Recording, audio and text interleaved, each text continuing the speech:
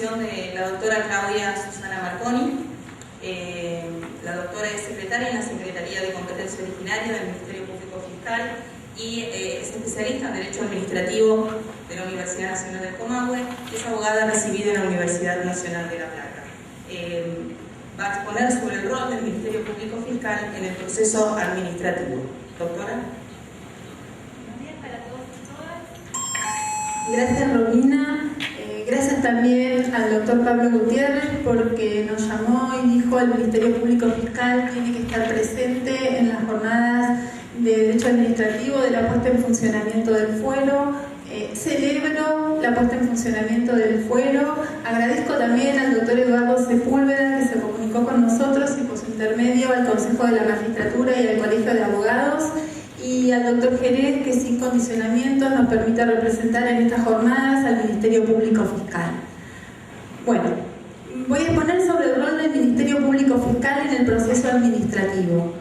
El Ministerio Público Fiscal es parte fundamental de la Administración de Justicia. Defiende la legalidad en función del interés general, velando por los derechos humanos y por los tratados constitucionales. Como representantes de la sociedad, en estas causas donde subyace el interés público, el Ministerio Público Fiscal tiene un rol protagónico. El desafío que tiene el Ministerio Público Fiscal es adecuar su desempeño a la tutela judicial efectiva de los derechos humanos. Las afirmaciones precedentes nos llevan a analizar 4 aristas de este instituto. La primera es la ubicación constitucional e institucional del Ministerio Público Fiscal. Luego, la autonomía que tiene. En tercer lugar, ¿qué entendemos por defensa de la legalidad y de los intereses generales de la sociedad? Para llegar luego a lo que es el rol del Ministerio Público Fiscal conforme la Ley 2971. Con relación a la ubicación constitucional e institucional del Ministerio Público Fiscal en la Constitución de la provincia de Neuquén, podemos decir que la Constitución neuquina se refiere al Ministerio Público Fiscal cuando habla del Superior Tribunal de Justicia. Ahí dice que va a estar integrado por 5 vocales y un fiscal. En realidad dice fiscal del Tribunal Superior de Justicia. No hace otra referencia, no hay un capítulo específico del Ministerio Público Fiscal. Sin embargo, no puedo dejar de mencionar que en la reforma constitucional del año 2006, uno de los puntos de la ley que propiciaba la reforma parcial de la Constitución de Neuquén era el Ministerio Público Fiscal.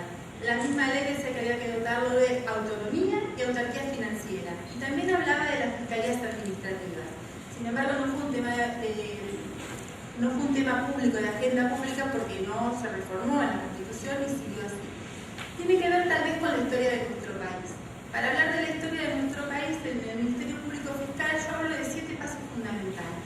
Primero fue la etapa de Indias. En la etapa de Indias, el Ministerio Público Fiscal representaba a la sociedad como lo dice hoy nuestra Constitución Nacional, como lo dice hoy la Ley Orgánica del Ministerio Público Fiscal. Pero claro, con una concepción distinta, porque en aquel entonces el Ministerio Público Fiscal representaba al fisco, era parte de los juicios, pero representando a la corona. Intervenía como actor, intervenía como demandado. Ahí teníamos los fiscales de India, los fiscales de las audiencias y los fiscales del caso, tal como tenemos hoy los fiscales del caso en la ley nuestra. La segunda etapa es la etapa de la emancipación. El reglamento de la Asamblea del año 13 ya mencionaba a los fiscales, con las 2 cortes, con las 2 cámaras que crea la Asamblea del año 13, tanto la de La Plata como la de Buenos Aires. La de La Plata, recuerden que tenía su intro en el Perú, tenía 5 miembros y un fiscal. Luego vienen las constituciones, la constitución del 19, la constitución del 26, también preveía la figura del fiscal, incluso de un fiscal en lo civil y de un fiscal en lo criminal. Posteriormente, ya en las constituciones provinciales, también previeron la figura del Ministerio Público Fiscal. Alberti, en las bases, que para mí también es otra etapa, sigue la Constitución de Estados Unidos y dice que la justicia va a estar integrada por una corte y los tribunales inferiores y no nombra el Ministerio Público Fiscal porque tiene que ver con la historia del instituto en aquel país. Luego viene la reforma constitucional del año 1853. Esta reforma, en el artículo 91, preveía la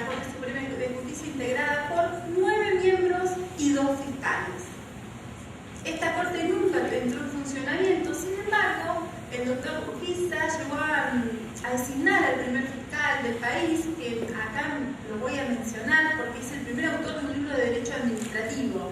En el año 1866 sale el primer libro de derecho administrativo del país. Y es de Ferreira, un cordobés, que fue el primer fiscal de la Argentina y tuvo el honor de escribir el primer libro de derecho administrativo.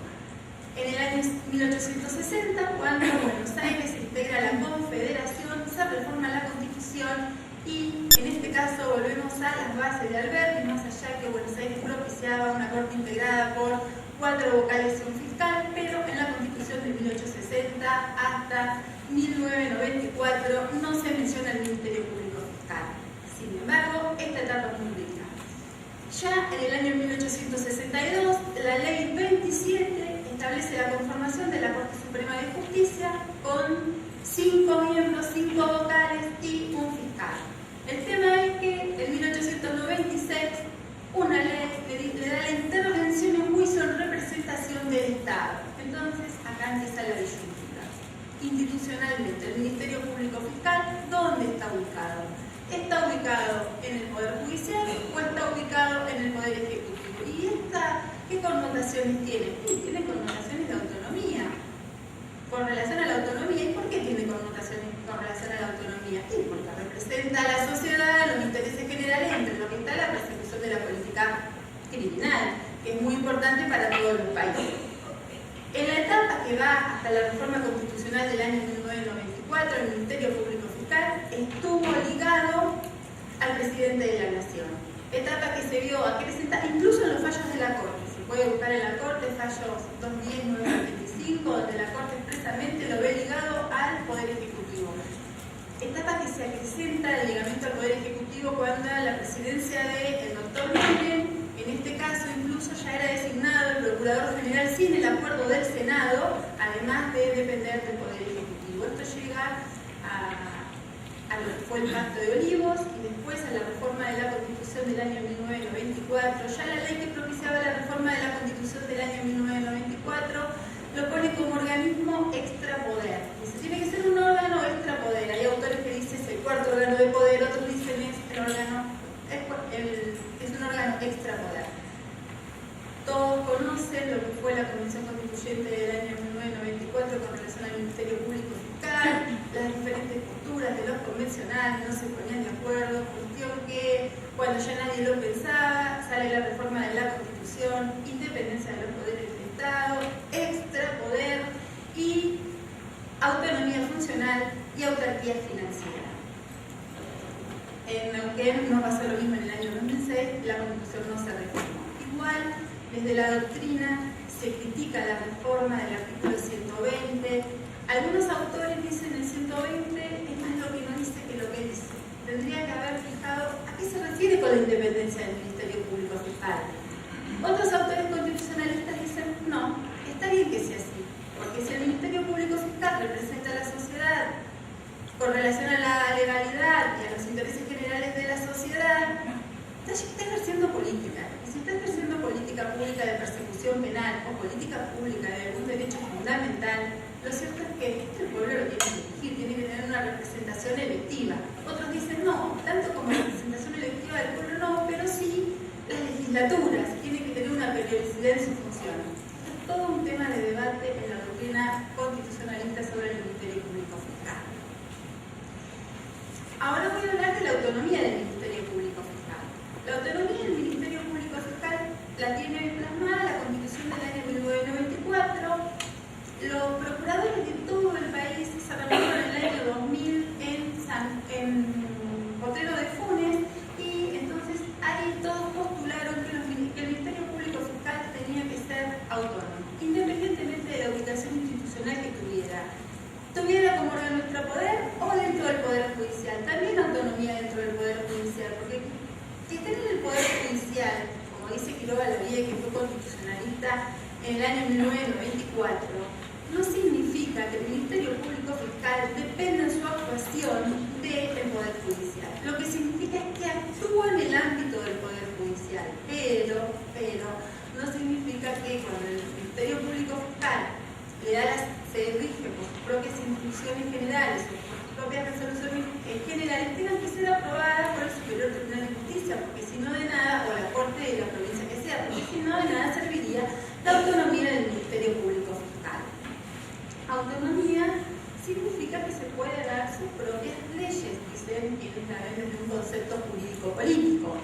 La Ley Orgánica del Ministerio Público Fiscal dice que el fiscal general se da sus propias instrucciones generales, sus propias resoluciones con las que rige su actuación, y dice que la autonomía no puede ser coartada por autoridad alguna, ni administrativa ni judicial, porque si se coarta la autonomía del Ministerio Público Fiscal no puede cumplir sus funciones como corresponde que las cumpla, tal como el constituyente le ha cometido. Bueno, presentado ello, vamos a hablar de lo que es la defensa de la legalidad y de los intereses generales de la sociedad. Defensa de la legalidad se la ha entendido como defensa del orden público, y defensa de los intereses generales de la sociedad se lo relaciona también con lo que es el interés público. Lo cierto que es que defensa de los intereses generales de la sociedad es un concepto jurídico indeterminado. Como concepto jurídico indeterminado, tiene una apertura permanente para la realidad, o sea que es un caso a caso, y va a tener que ver con la sociedad donde nosotros estemos viviendo, va a tener que ver con cuestiones políticas, cuestiones económicas, cuestiones culturales de esa determinada sociedad. Si nosotros vamos a la Real Academia Española para ver qué significa interés en la sociedad, interés viene del latín inter y esse, que significa estar entre. Después, con la normalización de las lenguas, pasó a decir lo que es importante para quién, lo que es importante para la sociedad. ¿Y qué es importante para la sociedad? Y esto va a ir cambiando. La Corte Suprema de Justicia, en todos sus precedentes, no ha podido definir lo que es interés público, justamente por esto, porque es un concepto político indeterminado. Así ha dado pauta. La felicidad del pueblo ha hecho sus primeros fallos, el orden público ha hecho después. Hay que encontrarlo en la ley, tiene que estar íncito en la ley, ha dicho más tarde. La Corte Interamericana ha sido mucho más precisa. Ya desde el año 1985 se ha referido al interés público, y cuando se refiere al interés público dice, bueno, acá tenemos que tener una pauta básica. No se puede usar el orden público, no se puede usar, lo usen distintamente, el interés público, si se va a ir en contra de un derecho fundamental. Acá lo primordial es el derecho fundamental y reconocer este derecho fundamental. A veces los estados fundamentan el interés público y con eso restringen un derecho fundamental. Esto va en contra de lo que ha dicho la Corte Interamericana ya desde el año 85, y lo ha reafirmado incluso en fallos posteriores, un fallo de Argentina del año 2002. García de Entrerría, que a mí siempre me gusta parafrasear, dice exactamente lo mismo. García de Entrerría dice, ya no estamos en pos de los intereses generales como intereses rituales. Hoy por hoy lo primordial es los derechos que los tratados internacionales reconocen, que esos derechos puedan hacerlos efectivos los ciudadanos. Cuando hay un derecho humano en juego, hay interés público. Dado ello, vamos a hablar de la intervención del Ministerio Público Fiscal conforme a la Ley 2979. La Ley 1979 dice que al Ministerio Público Fiscal le compete intervenir. Yo digo que hay dos cuestiones donde nadie tiene discusión que interviene. En cuestiones de constitucionalidad de leyes y de competencia. Fuera de ello, eso está reconocida en todos los fueros y está reconocida en todas las leyes procesales administrativas del país. Fuera de ello, hay discusiones doctrinarias de cuándo interviene. Incluso si interviene como parte o no interviene como parte, porque sabemos que la provincia de Córdoba, la Nación, interviene como parte, y hay otras provincias donde todavía no interviene como parte. Incluso la Corte Suprema de Justicia le ha reconocido la calidad de parte al Ministerio Público Fiscal. Ustedes siempre van a recordar el caso Mendoza, pero lo van a recordar no por la connotación con relación al Ministerio Público Fiscal, sino por los derechos que llamó proteger el caso Mendoza, los derechos ambientales. Sin embargo, hay una resolución del caso Mendoza que data del año 2008, de julio del año 2008, donde dice que el Ministerio Público Fiscal es parte en las acciones donde esté en juego el daño ambiental. También lo dijo en una causa que es Usuarios y Consumidores con Telefónica de Argentina, es más reciente esa causa, es del año 2014, es muy rico el dictamen de la doctora Monti, la Corte no sigue el dictamen de la doctora Monti, por eso está bueno leer el fallo de la Corte y el dictamen de la doctora Monti.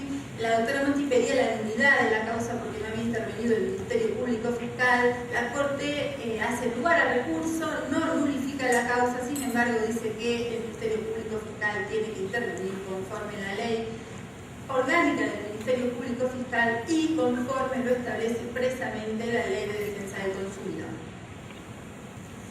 La Corte incluso antes de la reforma del año 1994 le había dado el carácter importante al Ministerio Público Fiscal. En el caso de la Panter, que es el caso que todos más conocen, que es anterior al año 1994, la Corte dijo que el Ministerio Público Fiscal tenía independencia de actuación, que la actuación no se la fijaba el juez de la causa, que si el Ministerio Público Fiscal entendía que no había un interés público comprometido y no dictaminaba o no presentaba objeciones a la causa, estaba bien lo que estaba haciendo. Posteriormente, en el caso Cacciatori, la Corte vuelve a hablar del Ministerio Público Fiscal y acá dice que es una magistratura de control. En ese sentido se orientaba a Vidal Campos. Hoy ya los autores no hablan de magistratura de control, sino de magistratura requirente. El Ministerio Público Fiscal requiere la justicia. Requiere que se cumplan los tratados internacionales, requiere que se cumpla el debido proceso legal, requiere que se cumpla la Constitución, requiere que esté representado en los intereses generales de la sociedad. Siguiendo con la Ley 2979, le da vista expresa al fiscal en materia de habilitación de instancia, cosa que no hacía la Ley 1305, pero que en la práctica el Ministerio Público Fiscal cumplía con la vista. La vista en el Ministerio Público Fiscal en la habilitación de instancia tiene que ver con un control de legalidad y de constitucionalidad, si se quiere, porque sabemos que en la Constitución de Neuquén el agotamiento de la vía administrativa es un requisito constitucional. Entonces ahí hace solamente un control de legalidad en esta instancia. Luego, a las excepciones previas, la Ley 1305 establecía la intervención del Ministerio Público Fiscal, sin embargo, la Ley 2979 no lo establece. Aunque la Ley 2979 no la tenga prevista a la vista fiscal en las excepciones previas, estamos convencidos que el Ministerio Público Fiscal tiene que intervenir en la nueva excepción que establece la ley de falta de habilitación de la instancia, porque si interviene para la habilitación, también para la ley, en la excepción de incompetencia, porque si es de orden público la competencia, el Ministerio Público Fiscal tiene que intervenir para controlar la legalidad, también en la excepción de incompetencia. En la excepción de prescripción, porque si bien la prescripción es disponible para las partes, las leyes que la regulan es de orden público, por lo cual el Ministerio Público Fiscal tiene que intervenir. Igual en la excepción de cosa juzgada. Si se va contra la cosa juzgada, el Ministerio Público Fiscal tiene que dictaminar antes. También en la excepción de defecto legal. En estas estamos convencidos que es necesaria la intervención del Ministerio Público Fiscal, independientemente que la ley no lo establezca expresamente. Con relación a las medidas cautelares, nada cambia. La Ley 1305 no establece la intervención del Ministerio Público Fiscal. La Ley 2979 tampoco establece la intervención del Ministerio Público Fiscal. Sin embargo, el Superior Tribunal de Justicia, en todas las cautelares, tanto en la suspensión de la ejecución del acto administrativo, que es la típica del proceso administrativo, como en las cautelares genéricas, da intervención al Ministerio Público Fiscal, justamente por el interés público que está comprometido. Y el Ministerio Público Fiscal interviene y dictamina en todas las cautelares donde se le da intervención. Antes de auto para sentencia, acá es el control, hace un doble control del Ministerio Público Fiscal, porque es un control de legalidad con relación al procedimiento, si se ha llevado el debido proceso legal, ha cumplido con todas las pautas, y después con relación al interés público comprometido que esté en la causa, y si hay derechos o no disponibles para las partes. Si hay derechos que no son disponibles para las partes, el Ministerio Público Fiscal tiene que marcarlo. Además de que el Ministerio Público Fiscal podría decir en esta instancia, podría proponer algún medio de prueba que esté obviado, ya que no ha tenido intervención, si no hubiera tenido intervención en el momento de la apertura de prueba y desde ese momento hasta autos para sentencia. Siempre propiciamos, como desde nuestra postura, mejor la posibilidad de que sea el Ministerio Público Fiscal quien pida un hecho de prueba y no el juez de la causa, que ya estaría, algunos dicen, comprometiendo su opinión. Eso dicen algunos, que todos digan lo mismo. Después, cuando en el periodo de suspensión de la ejecución de la sentencia, acá es importantísima la intervención del Ministerio Público Fiscal porque estamos pidiendo la suspensión de la ejecución de una sentencia. Viene el Estado a decir no se ejecute esta sentencia y trae razones de interés público. Pues, ¿son estas las razones de interés público que la sociedad quiere resguardar? Acá es importante la opinión del Ministerio Público Fiscal. No son muchas las causas donde se la pide. Sin embargo, entendemos que el Ministerio Público Fiscal tiene que estar presente. Igual es en la relativo al REF, que no está en la ley de de prueba, porque no es de orden local, sino que es de orden nacional, pero el Ministerio Público Fiscal también interviene. La misión sobresaliente del Ministerio Público Fiscal es señalar cuál es el interés general que debe primar en el caso. Aquello que no es disponible para los individuos. Simplemente para cerrar, 3 puntitos. Compete al Ministerio Público Fiscal defender la legalidad y los intereses generales de la sociedad. A tal fin, es necesario preservar y defender la autonomía con la que cuenta con la ley orgánica acá en la provincia de Neuquén y que no puede ser coartada por autoridad alguna, ni administrativa ni judicial. Como último punto, en los procesos administrativos no puede limitar su intervención solamente al control de constitucionalidad y de competencia. Tiene que intervenir en pos de la tutela judicial efectiva dentro del proceso para fiscalizar el desenvolvimiento del proceso en pos de la legalidad.